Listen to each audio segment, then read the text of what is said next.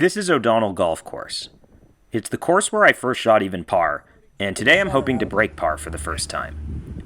The course is short, so if ever there were a place to test my theory of what it takes to break par, it's here. I'll need to stay focused, keep it in play off the tee, and be tidy inside 100 yards. We're also playing a tournament today, so there's no funny stuff. I'm also the only millennial playing in this tournament, playing on a team with my dad.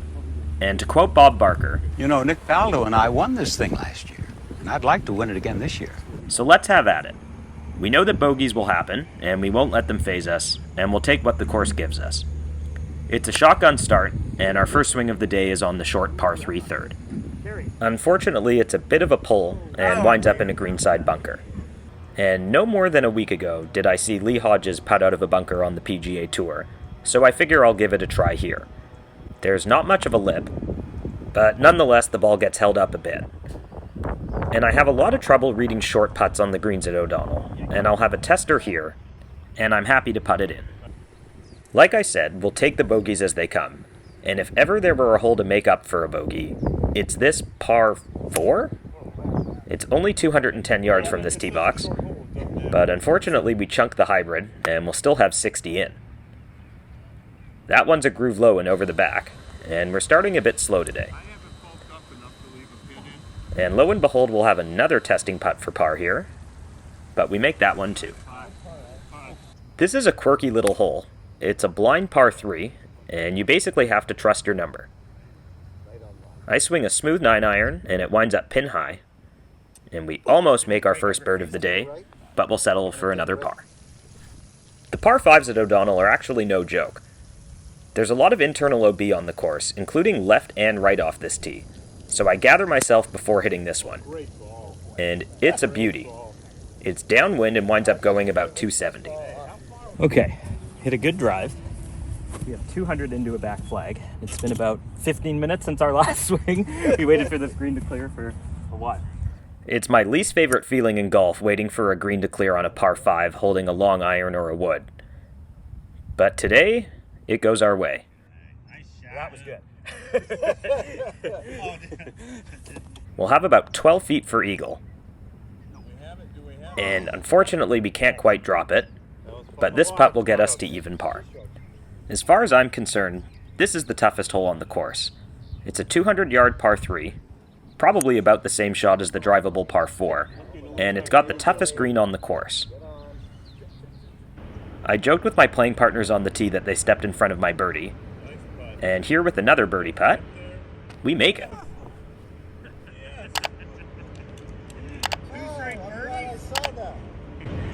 Guess what? You're teeing off first. This is another demanding tee shot.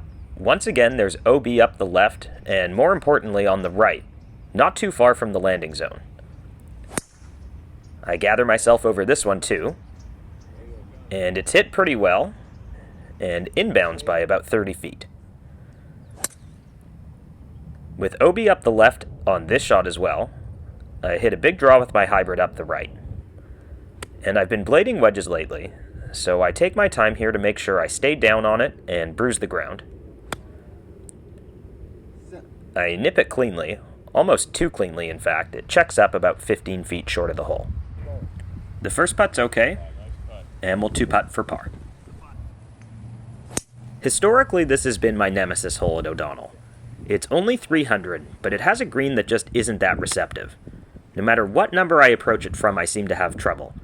But today I actually get it close for birdie. It doesn't quite drop, but a par is just fine. The first hole on the course has some obvious OB up the right, and that's always where my target is, up the left side there. From about 75 yards here, we hit it bang on the number, but it's just a pace off the green. And like I said, I have trouble reading some of these putts here, but it's another par. It's getting windy out there. And I hit a good drive here on 9, but take a look at what's going on with the palm trees in the background. I'm aiming this one way left of the hole and taking an extra club trying to knock it down. And lo and behold, I execute to perfection today. The birdie putt doesn't quite drop, but we'll make the par and close the 9 1 under. it's a pretty clean card overall. We lost a stroke with our very first swing of the day, and we got it right back with the approach shot on the first par 5. We made one bomb of a putt, and perhaps most importantly, we stayed focused. Between the wind and some of the internal OB, there were some decisions to be made on the front, and I thought I handled them mostly well. The back 9 consists of the same holes just from a different set of tees, and this hole is snagging me again. I'm lucky that I have anything resembling a shot here, and I am able to get it just over the back of the green here. We almost make a miracle 3, but we'll have to start the back with a bogey. The drivable par 4 stretches to 250 from these tees, but playing downhill, I tee my ball down and choke down about an inch. It winds up in a greenside bunker, and once again we're going from the putter out of the bunker. It will leave us about 8 feet for birdie, but it's another one that I miss low, and it doesn't feel like a par, but I guess it is one. Back to the blind tee shot on the par 3, and once again I fire a dart when I can't even see the target. And we're failing to drop birdie putts, but staying in good spirits, because hopefully they'll come. This is basically the same drive I hit on this hole last time, but this time it's into wind and I'll have 240 in. This one's hit well, but unfortunately a bit left and in a greenside bunker. And I'll have basically the same putt I had for eagle, but this time for birdie. I put a bit more pace on this one, but just can't find it. And this is a key point of the round, a tester for par, and I'm happy to make it. Like I said, the long par 3 is probably the toughest hole on the course. I'm always worried about dropping a stroke here. And once again I'll have a putt from just off the green. And once again, this is the last dangerous shot of the day. And I'm worried it's OB. I'm going to hit a provisional. I think that's past that. I'll hit a provisional. The second one is better, and now some stuff happens. We find my ball here, and we can't quite determine based on the stakes on the fairway whether this is in or out. And the rules of the tournament say to play out 2 balls and get a clarification after. But I'd be lying if I said I wasn't flustered by this whole experience. And there it is, the first mental lapse of the day. Now I have 200 in on the par 5. I dump it in a bunker here, but manage to hit a beauty out of the bunker to just about a foot. And I'll tap it in for a maybe par, but we also have to play out the second ball. And like I said, my head was spinning quite a bit here. This one's on line, but winds up just over the back. And trying to get aggressive, thinking that I could save a bogey if that ball counts, I put it a few feet past the hole, and yikes. If that one is the ball that counts, it's going to be a triple. And that's another mental lapse here. I'm in thick rough here and grab an extra club. But I mentioned before that this green isn't receptive. And look at this, it's over the back. And yikes. Now we've got mental lapses compounding. We'll have this left for bogey now. And that's a double bogey, so regardless of what the ruling is on the last hole, we're over par. That's a bit of a hook, but always fine on the first hole. And from 90 in, this one isn't necessarily a mental lapse, but we just get a bit unlucky and it rolls over the back. Roll off the bat.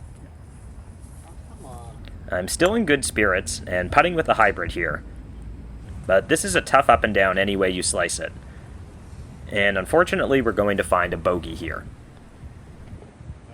This is an angry swing with the driver, and it's actually my best of the day. I'll only have about 70 yards in here. But that's bad. It's very hard to recover from a good drive. Oh no.